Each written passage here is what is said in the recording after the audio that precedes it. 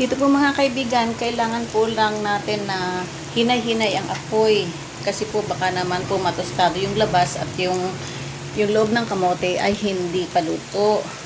Kaya po hinay-hinay lang po ang apoy diyan habang pinapray po natin.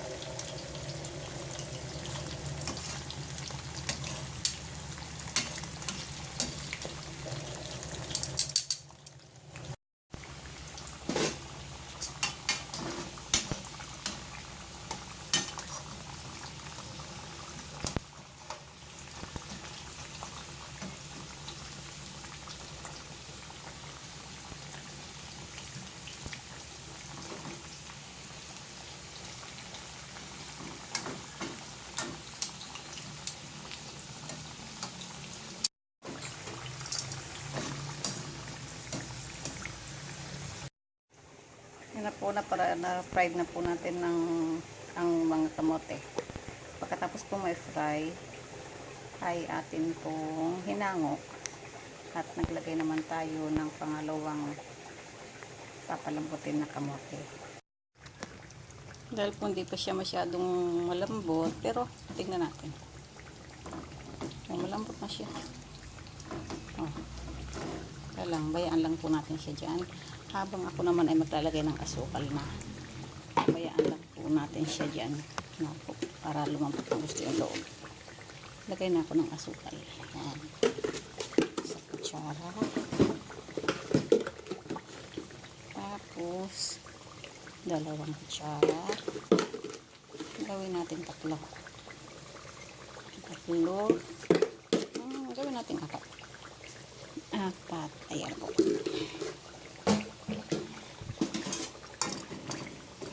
Hintayin lang po natin matunaw yung asukal na yun. Oh.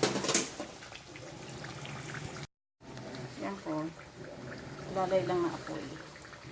Kasi masusunog naman yung asukal pagka nilakasan yung apoy. Kaya alalay lang po. Dagdag na po natin yung ibang kamote.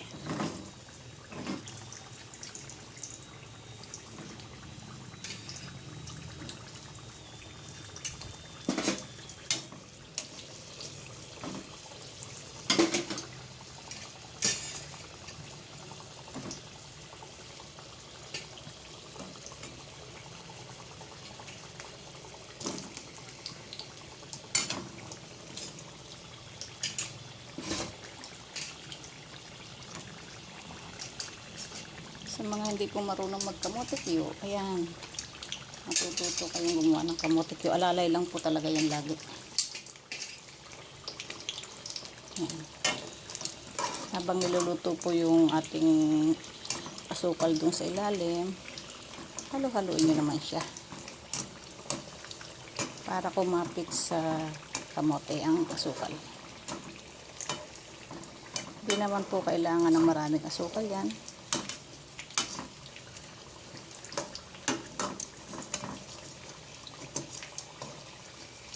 Yan, kumakapit na siya.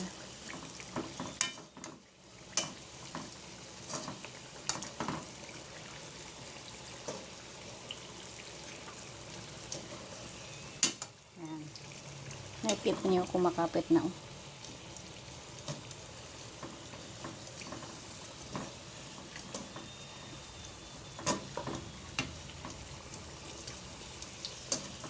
Sa mga unang gagawa pa ng kamote Q, medyo mahirap po talaga mag-timing, pero pag nasanay na kayo, dali na lang.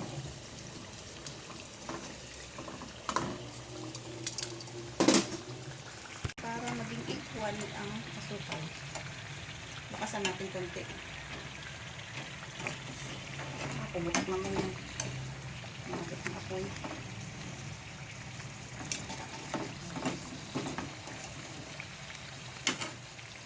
Maghahalo-halo naman yung asukal niya sa ilalim.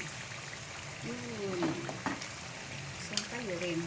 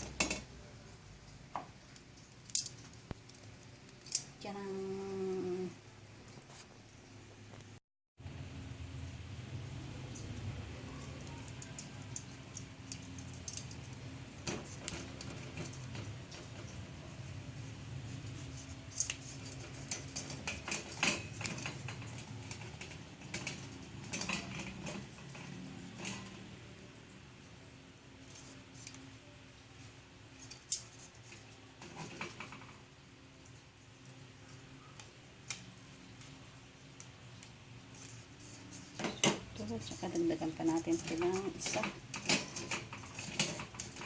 Dagdag natin. Ito lang. Ayan. So,